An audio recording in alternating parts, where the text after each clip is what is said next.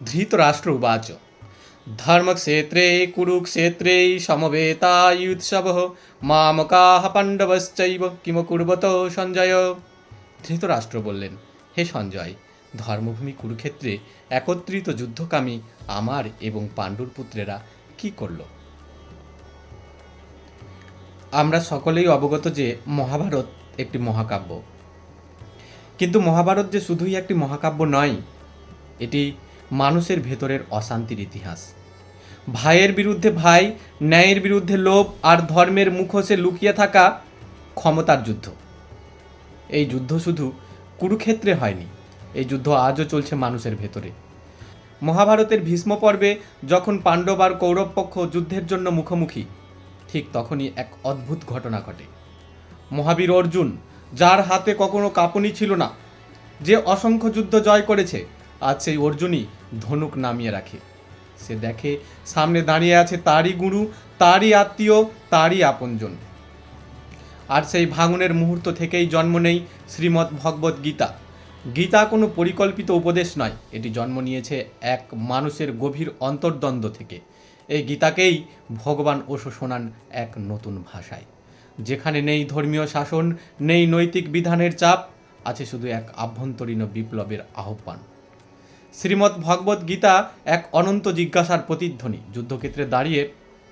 যুদ্ধক্ষেত্রে দাঁড়িয়ে যখন অর্জুনের হাত কাঁপে, হৃদয় দ্বিধায় বিচলিত হয়, তখন এক নীরব কণ্ঠ ভেতর থেকে বলে ওঠে, মোহ ত্যাগ করো, নিজেকে জানো, তারপরই কর্মে প্রবৃত্ত হও।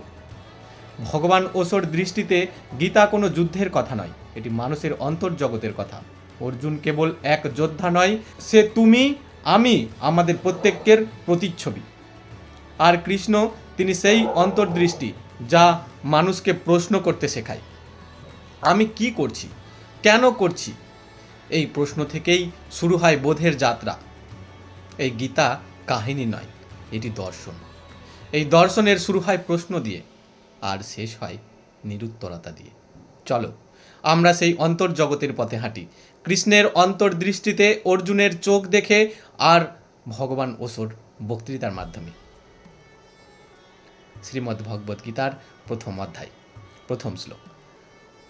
ধৃতরাষ্ট্র উবাচ ধর্মক্ষেত্রে কুরুক্ষেত্রে সমবেতাयुत्सवः মামকাः পাণ্ডবশ্চৈব কিমকুর্বত সঞ্জয়। ধৃতরাষ্ট্র বললেন, হে সঞ্জয়, ধর্মভূমি কুরুক্ষেত্রে একত্রিত যুদ্ধকামী আমার এবং পাণ্ডুর পুত্রেরা কি করল? ধৃতরাষ্ট্র চোখে অন্ধ, কিন্তু চোখ না থাকলেই বাসনা মিটে যায় না, চোখ না থাকলেই কামনা শেষ হয় না। ইস, যদি সূরদাস ধৃতরাষ্ট্রকে মনে করতেন, তাহলে চোখ উপড়ে ফেলার দরকার হতো না তার। সূরদাস চোখ উপড়ে ফেলেছিলেন কারণ ভেবেছিলেন, যদি চোখ না থাকে তবে মনে কামনা উঠবে না, বাসনা জাগবে না। কিন্তু চোখ থেকে কামনা জন্মায় না, কামনা মুঠে আছে মন থেকে। চোখ উপড়ে ফেললেও, ছিঁড়ে ফেললেও বাসনার কোনো শেষ নেই। গীতার এই অসাধারণ কাহিনী শুরু হয় এক অন্ধ মানুষের কৌতূহল দিয়ে। আসলে এই জগতে সব কাহিনী থেমে যাবে যদি অন্ধ মানুষের কৌতূহল না থাকে। এই জীবনের সমস্ত কাহিনী শুরু হয় এক অন্ধ মানুষের জানার তৃষ্ণা থেকে। অন্ধ মানুষও দেখতে চায় সেই জিনিস যা সে দেখতে পায় না, বধিরও শুনতে চায় সেই শব্দ যা সে শুনতে পায় না। সব ইন্দ্রিয় হারিয়ে গেলেও মনের গভীরে লুকিয়ে থাকা প্রবৃত্তির বিনাশ হয় না। তাই প্রথম কথা আপনাদের বলতে চাই, স্মরণে রাখুন, ধৃতরাষ্ট্র অন্ধ, কিন্তু যুদ্ধক্ষেত্রে কি ঘটছে মাইলের পর মাইল দূরে বসে তার মন জানার জন্য উৎসুক, পীড়িত, ব্যাকুল। দ্বিতীয় কথা এটাও মনে রাখুন, অন্ধ ধৃতরাষ্ট্রের 100 পুত্র, কিন্তু এক অন্ধ ব্যক্তিত্ব থেকে জন্ম নেওয়া সন্তানদের দৃষ্টিশক্তি থাকলেও তারা প্রকৃতভাবে দৃষ্টিসম্পন্ন হতে পারে না। বাহ্যিক চোখ দেখা যায় ঠিকই, কিন্তু যার মধ্যে অন্তর্দৃষ্টি নেই সে সত্যিই অন্ধ। অন্ধ ব্যক্তি থেকে জন্ম নেওয়া মানুষও অন্ধই হয়, হয়তো বাইরের চোখ আছে কিন্তু ভেতরের চোখ খুলে না। এই দ্বিতীয় কথাটাও একটু বোঝা দরকার। ধৃতরাষ্ট্রের শতপুত্র সব দিক থেকে অন্ধ আচরণ করছিল, তাদের চোখ ছিল ঠিকই, কিন্তু অন্তর্জ্ঞানের চোখ ছিল না। অন্ধ ব্যক্তি থেকে অন্ধতাই জন্মায়। তবুও এই পিতা কি ঘটছে তা জানার জন্য আগ্রহী। তৃতীয় কথাও খেয়াল রাখা দরকার। ধৃতরাষ্ট্র বলেন, ধর্মক্ষেত্রে কুরুক্ষেত্রে যুদ্ধের জন্য সমবেত। যেদিন ধর্মক্ষেত্রে যুদ্ধের জন্য সমবেত হতে হয়, সেই ক্ষেত্র আর ধর্মক্ষেত্র থাকে না। আর যেদিন ধর্মক্ষেত্রেও যুদ্ধ করতে হয়, সেদিন ধর্ম টিকে থাকার সম্ভাবনাও শেষ হয়ে যায়। হয়তো এক সময় সেটা ধর্মক্ষেত্র ছিল, কিন্তু এখন নয়। হয়তো অতীতে ছিল, কিন্তু আজ তো সেখানে সবাই একে অপরকে হত্যা করতে উদগ্রীব। এই শুরুটাও অসাধারণ। এটা এতটাই অসাধারণ যে যদি ধর্মক্ষেত্রে হয়, যদি ধর্মক্ষেত্রে যুদ্ধ হয়, তবে অধর্মক্ষেত্রে কি হয় তা কল্পনা করা কঠিন। ধর্মক্ষেত্রে কি হয়? ধৃতরাষ্ট্র সঞ্জয়কে জিজ্ঞেস করছেন যে সেখানে যুদ্ধের জন্য উদগ্রীব আমার পুত্র ও তার প্রতিপক্ষরা কি করছে, আমি জানতে চাই। এই পৃথিবীতে এখনো পর্যন্ত সত্যিকারের ধর্মক্ষেত্র বোধহয় গঠিত হয়নি। কারণ যদি প্রকৃত ধর্মক্ষেত্র গঠিত হতো, তাহলে যুদ্ধের সম্ভাবনা থাকতো না। যদি যুদ্ধের সম্ভাবনা থেকেই যায় আর ধর্মক্ষেত্রও যুদ্ধক্ষেত্রে পরিণত হয়, তাহলে আমরা অধর্মকে কিভাবে দোষ দেব, কিভাবে তার নিন্দা করব?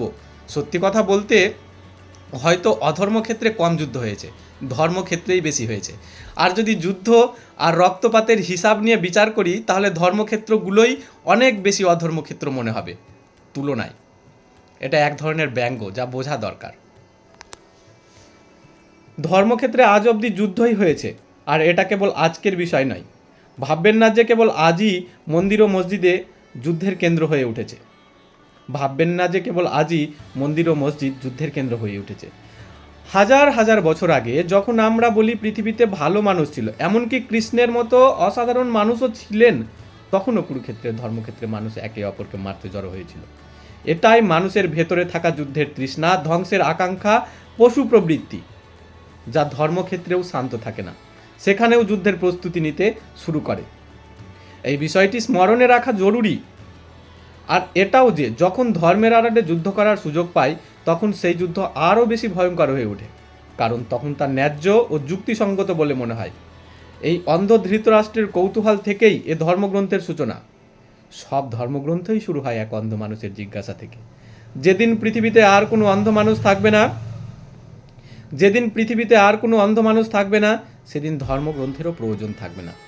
এই কাহিনী শুরু হয় সেই অন্ধ মানুষের প্রশ্ন থেকেই। ধন্যবাদ।